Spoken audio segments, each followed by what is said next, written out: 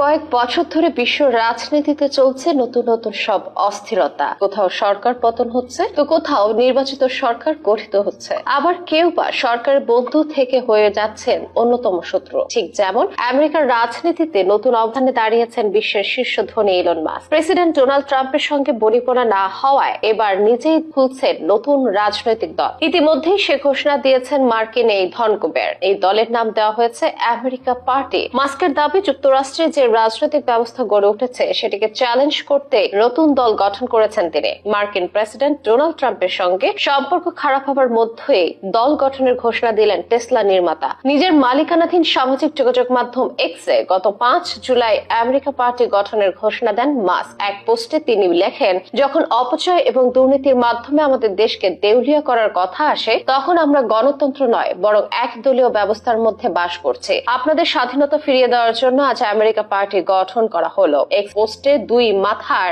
একটি সাপের ছবিও দেন তিনি। ক্যাপশনে লেখেন, ইউনি পার্টি শেষ করুন। দল ঘোষণার একদিন আগে 4 জুলাই নিজের এক্স হ্যান্ডেলে একটি জরিপ চালিয়েছেন মাস্ক। দিনটি ছিল যুক্তরাষ্ট্রের স্বাধীনতা দিবস। ওই জরিপে মাস্ক অনুসারীদের কাছে জানতে চান, 2 দলের ব্যবস্থা থেকে তারা স্বাধীনতা চান কিনা। 2 দল বলতে রিপাবলিকান পার্টি এবং ডেমোক্রেট পার্টিকে বুঝিয়েছেন তিনি। প্রায় 2 শতাব্দী ধরে যুক্তরাষ্ট্রের রাজনীতিতে আধিপত্য ধরে রেখেছে দল দুটি। মাস্কের ওই জরিপে হ্যাঁ বা না এর মাধ্যমে মতামত জানানোর সুযোগ ছিল এক্স ব্যবহারকারীদের। ওই জরিপের পর এক্সে মাস্ক লিখেছেন, 2:1 অনুপাতে আপনারা নতুন একটি রাজনৈতিক দল চেয়েছেন, আপনারা এটি পাবেন। যদিও বর্তমানে যুক্তরাষ্ট্রের দ্বিদলীয় এই ব্যবস্থার বিরোধিতা করলেও 2024 সালের প্রেসিডেন্ট নির্বাচনে রিপাবলিকান প্রার্থী ট্রাম্পকে সমর্থন দিয়েছিলেন মাস্ক। ট্রাম্পের নির্বাচনী প্রচারে বিপুল অর্থও দিয়েছিলেন তিনি। নির্বাচিত হওয়ার পর মাস্ককে যুক্তরাষ্ট্রের সরকারি দক্ষতা বিভাগের দায়িত্ব দেন ট্রাম্প। পরে সেই দায়িত্ব থেকে সরে যান তিনি। এরপর থেকে ক্রমেই দুজনের সম্পর্ক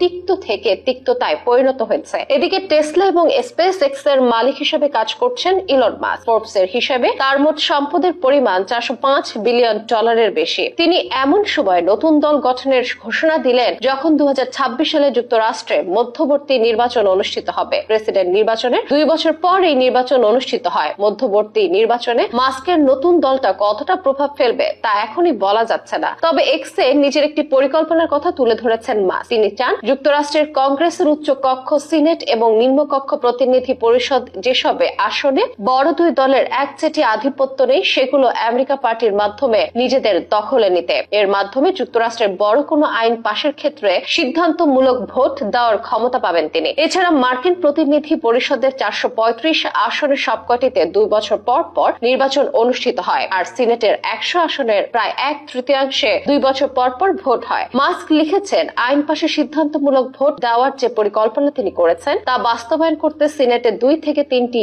আসন এবং প্রতিনিধি পরিষদে 8 থেকে 10টি আসন দখলের দিকে মনোযোগ দিতে হবে তাদের। যুক্তরাষ্ট্রের রাজনীতির ইতিহাসে তৃতীয় কোনো দলের নির্বাচনী প্রচার কিভাবে ভোটের উপর প্রভাব ফেলেছে তা তুলে ধরেছেন অনেক পর্যবেক্ষক। যেমন 1992 সালের প্রেসিডেন্ট নির্বাচন। ওই নির্বাচনে রস পেরট নামের একজন ব্যবসায়ী স্বতন্ত্র প্রার্থী হিসেবে অংশ নিয়েছিলেন। তার প্রাপ্ত ভোট জর্জ H.W. বুশ দ্বিতীয় মেয়াদে নির্বাচিত না হওয়ার ক্ষেত্রে বড় প্রভাব ফেলেছিল। সেবার জয় পেয়েছিলেন ডেমোক্রেটিক পার্টির বিল ক্লিন্টন। আর সবকিছু ঠিকঠাক থাকলে আগামী মধ্যবর্তী নির্বাচনে অংশ হতে চায় ইলন মাস্কের আমেরিকা পার্টি। আর এটি যে বড় 2 রাজনৈতিক দলের জন্য মাথা ব্যথা হতে যাচ্ছে তা তো বলাই বাহুল্য।